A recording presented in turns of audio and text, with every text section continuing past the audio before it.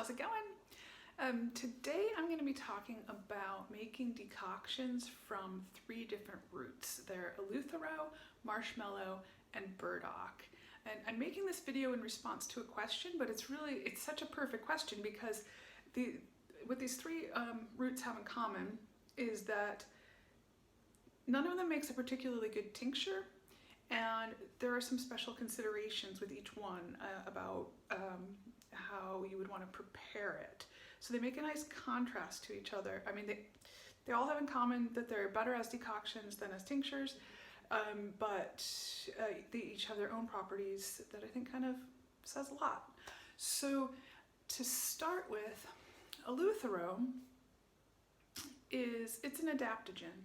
So it's one of these herbs where you're not going to feel a huge difference immediately. It's a sort of thing where after a couple weeks, then you stop taking it and you feel worse. It helps build stamina and resilience over the long term.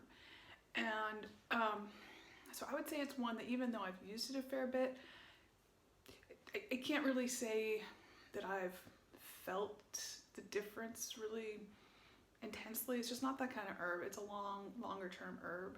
And one of the reasons that I like it is because it's so neutral and kind of works for everybody. A lot of the adaptogens are much more, specific to specific kind of people. And Eleuthero is just kind of, if you're just gonna, put it in the drinking water, that would be the one to do. And the reason that I don't think it works particularly well as a tincture is because, according to science, you need a pretty high dose of Eleuthero for it to have its effect. So I don't think it's a good idea to make a tincture of something that you'd have to take an ounce of alcohol for a day. So when something requires such a high dose, it's kind of better to do a different sort of preparation. So it's one that I think is better done as a decoction at a fairly high dose. And the kinds of molecules that are causing the effect, that are in a lot of the different ginseng related plants, are pretty heat stable. They're very heat stable. So they're the kind of thing where it can get simmered and powdered and reconstituted, and they're still going to be effective. So it's one where, if you were to just toss it in boiling water, it would probably be just as effective as if you started it cold or did it, any of the other ways that decoctions are done. And then, so that's Eleuthero. Marshmallow is interesting. It's kind of the archetypal moistening herb. And what we really want from the marshmallow is the slime. So it doesn't really work as a tincture. I haven't tried it myself because I've been warned off of it, because I've known other herbalists who have said they've made tincture from marshmallow and it goes bad. It has in theory, there's always these things in herbalism. Well, in theory, with that much alcohol, it can't go bad. But marshmallow, somehow it's sugary and it clumps up, and it just doesn't, from what I've heard, you kind of waste your alcohol, waste your marshmallow, and just have something gross that you have to throw away. No reason to do that. So the thing about marshmallow is that slime will come out in cold water. It's a perfectly fine one to do as a suspension infusion or a sun tea. You'll get most of what you want out of there. You don't really have to simmer it, but you can. It'll be okay. But with that one and with Burdock, now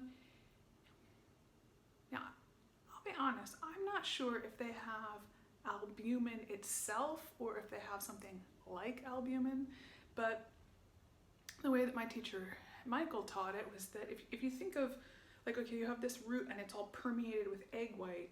If you just dropped it into boiling water, you'd have a seal of egg white around it and nothing's going to come out. So and so whether it's albumin or whether it's something else, these both marshmallow and burdock and some other roots as well have this sort of property where,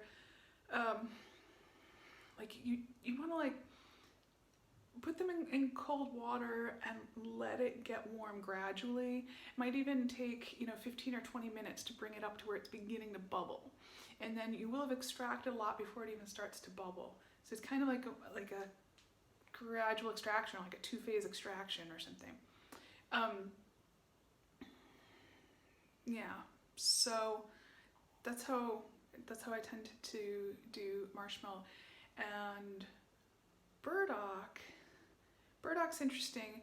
It doesn't, okay, so the problem with using burdock as a tincture is, again, that you'd want a larger dose than you're really able to get by doing a normal tincturing procedure. So it was one of the main herbs that my teacher recommended, and that you'll actually see available for sale sometimes, that works well as a fluid extract.